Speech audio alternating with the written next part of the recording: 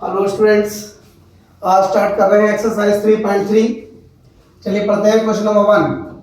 किस चतुर्थांश में या किस अक्ष पर बिंदु -2,4, 3, -1, -1,0, 1,2 और -3, -5 स्थित है? कार्तीय तल पर इनका स्थान निर्धारण करके अपने उत्तर सत्यापित कीजिए। एक तो आपको यह बताना है कि ये जो बिंदु दे रखे हैं ये किस चतुर्थांश में या किस अक्ष पर स्थित है, और दूसरा इनका कार्तीय तलपन को दर्शाना भी है और सत्यापित करना भी है। देखिए मैंने दो अक्ष बनाई हुई है इसमें, ये एक एक्स अक्ष है और ये एक वाई अक्ष है।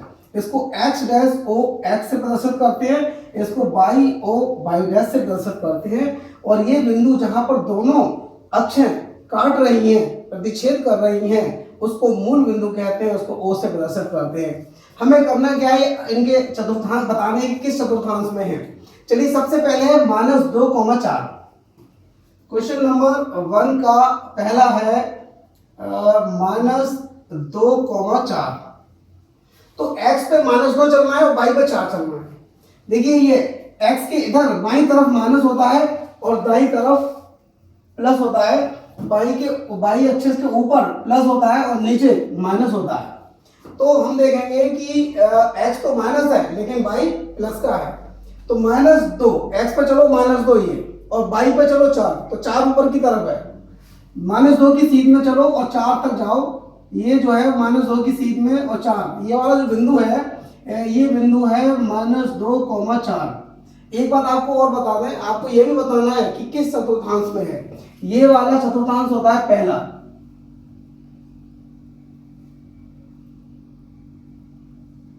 ये होता है दूसरा, बाईं तरफ चलते हैं, ये होता है तीसरा और ये होता है चौथा। पहले में दोनों प्लस होते हैं, एक्स भी और वाई भी।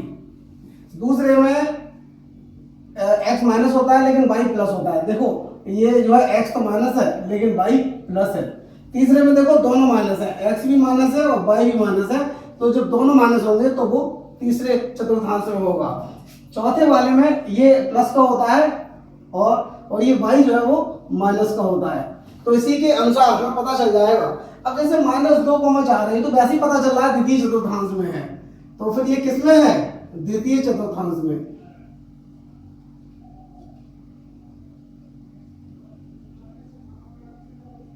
तो हमें बताना भी है, दर्शाना भी है। हमने बता भी दिया, दर्शा भी दिया, सत्यापित भी हो गया। हमने ये इनका स्थान निर्धारण करके सत्यापित कर दिया कि हाँ ये द्वितीय में ही है।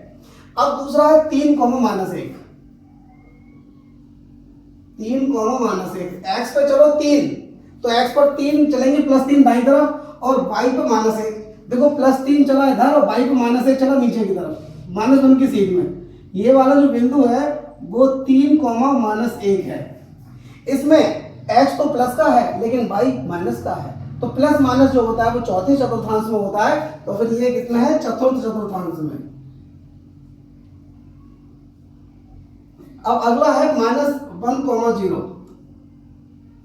-1,0। एक बात अच्छी तरह समझ लीजिए, जब y 0 होता है तो वो बिंदु x अक्ष पर होता है, और जब x 0 होता है तो वो बिंदु y अक्ष पर होता है। कारण क्या है? x अक्ष पर x अक्ष की समीकरण होती है वो y बराबर 0 होती है, और y अक्ष की समीकरण होती है वो x बराबर 0 होती है। तो आप समझ लीजिए अगर y 0 है तो y का उल्टा x, तो ये बिंदु x अक्ष पर होगा।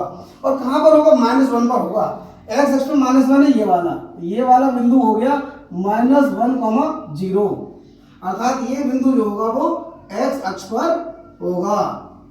मतलब आपको चतुर्थांश है तो चतुर्थांश बताना है, अर्थात अक्ष बतानी है। दोनों बार देखिए ना, चतुर्थांश या अक्ष, तो ये वाला बिंदु अक्ष पर है और ये दोनों चतुर्थांश में थे। अब अगला देखिए चौथा है तुम्हारा 1,2। 1,2। एक्स पे चलो 1, वाई पे चलो 2। दो एक्स पे चले 1 और वाई पे चले 2। ये वाला बिंदु मिलेगा जो एक्स पर 1 की सीध में है और वाई पर 2 की सीध में है, अर्थात 1,2। इसमें एक्स भी प्लस का है और वाई भी प्लस का है। और जब दोनों प्लस के होते हैं तो वो किसमें होता है? पहले चतुर्थांश में। वैसे भी दिख रहा है हमें कि पहले चतुर्थांश में है, तो ये है प्रथम चतुर्थांश में।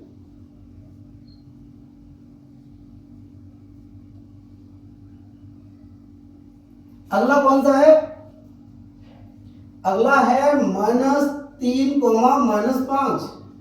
देखिए x पर चलो -3 और y पे चलो -5। x पर चलो -3 दे रहा और y को -5 नीचे की तरफ, प्लस होता तो ऊपर की तरफ जाते, तो नीचे की तरफ चलो, -5 की सीध में ये आ गया, तो -5 की सीध में और -5 की सीध में ये वाला। अगर आप चाहो तो ऐसे करके भी दिखा सकते हो, तो और अच्छा रहेगा। इधर दिखा दिया, इसकी सीध में दिखा दिया, तो ये वाला जो बिंदु है वो -3, -5, और ये किसमें है? तीसरे चतुर्थांश में, तो ये लिख देंगे तृतीय चतुर्थांश में है। जब दोनों माइनस के होते हैं, जब दोनों माइनस होते हैं तो वो तृतीय चतुर्थांश में होता है। इस तरह हमने सभी बिंदुओं को बता दिया कि वो किस चतुर्थांश में या किस अक्ष पर है, और उनका स्थान भी निर्धारित करके सत्यापित भी कर दिया, चित्र में भी दिखा दिया। अब करते हैं दूसरा क्वेश्चन।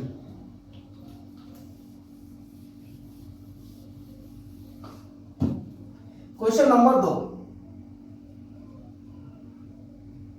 दूसरे में क्या करना? अक्षों पर दूरी का उपयुक्त एकक लेकर नीचे सारणी में दिए गए बिंदुओं को तल पर आलेखित कीजिए। इन बिंदुओं को हमें केवल आलेखित करके दिखाना है, जैसे ये दिखाई हमने आलेखित करके। अब हम इनको तो मिटा दे रहे हैं जो हमने आलेखित करके दिखाए थे, अब इनको दिखाना है।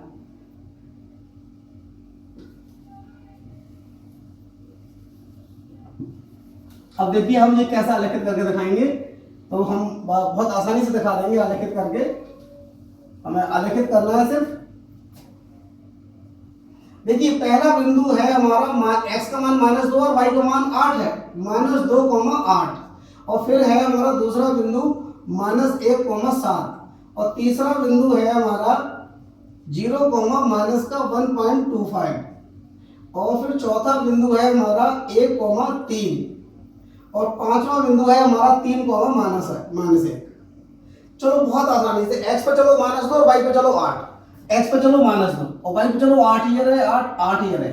8 की सीध में और -2 की सीध में, -2 और 8 की सीध में ये वाला जो बिंदु है वो -2, 8 हमने दर्शा दिया।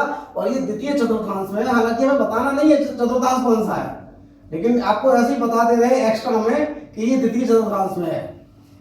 और -1, 7, ये x पे चलो -1 और y पे चलो 7, तो ये आ गया -1, मतलब 7 की सीध में और -1 की सीध में।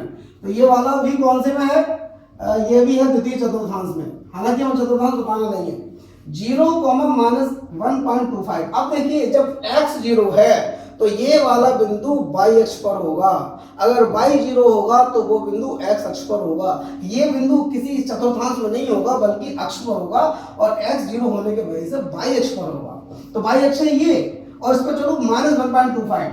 तो -1.25 जो है 1 से थोड़ा ज्यादा होगा, यहाँ पे ले लो, मतलब मध्य से थोड़ा ज्यादा ले लो, बीच में कम ले लो। यहाँ पर जो है 1.5 होगा, माइनस का 1.5 होगा यहाँ पर, ये पहले लो, थोड़ा सा पहले।